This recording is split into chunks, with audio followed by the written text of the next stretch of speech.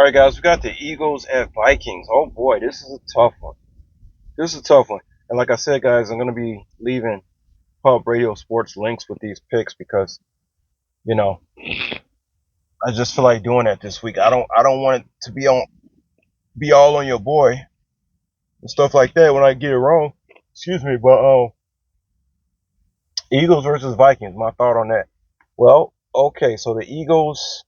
I remember I had Denver +3 on the ticket versus the Eagles. The Eagles lost at home. Then they went away to the Giants in prime time. Then they lost to the Giants. And now I hear that 90% of the cash is still on the Eagles. Now they're going to go play the Vikings. I don't know why the public would be supporting the Eagles this bad, guys, other than I expect them. Well, I guess everybody's expecting the Eagles to snap out of it. But when you're on a 2-game losing streak and the way the Eagles have played the last 2 games, you got to kind of roll, well, I guess in this case we do got to roll with the punches. But 90% of the public being on the Eagles thinking they supposed to just bounce back, that may play to the sportsbook advantage. A lot of this, guys, I believe has to do with the cash. I don't think sports betting is what it used to be. It seemed like I used to be able to make picks more soundly.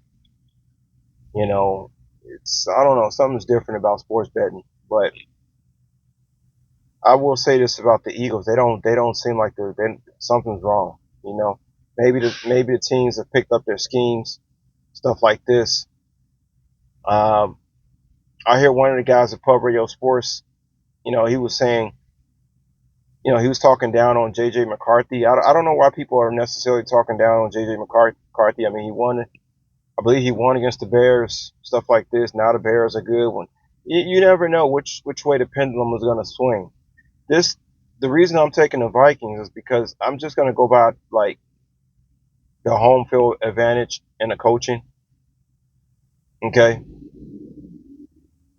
I understand the Eagles got a good coach too, but home field advantage for the Vikings and good coach versus good coach and road team that's coming off 2 straight losses.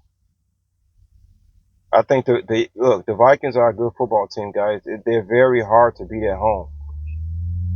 I don't know if they got Addison back. What's his name? Jordan Addison. The Vikings, and then you got Justin Jefferson over there. I mean, the Vikings are really hard to beat at home. I mean, I don't know too much about fantasy stuff, guys, sports, but when the Vikings are at home, it's like you could predict that Justin Jefferson about to go off in some way, shape, or form. The Vikings at home are like a Super Bowl team, just as good as the Eagles. The Vikings are just as good as anybody in the NFL when they're at home. Okay, and regardless of JJ, a guy mentioned JJ McCarthy. He didn't trust JJ McCarthy versus the Eagles. I mean, but hey, they lost to Dart over there on the Giants, who everybody's hyping up, and then he lost to Bo Nix, somebody that everybody's hyping up. So it's like it just goes to show you how quick the pendulum can swing, man. They can have you up one day looking like a genius. The next day they'll have you as looking like a clown. If JJ McCarthy comes out, plays a good football game and beat the Eagles, they'll be talking about JJ.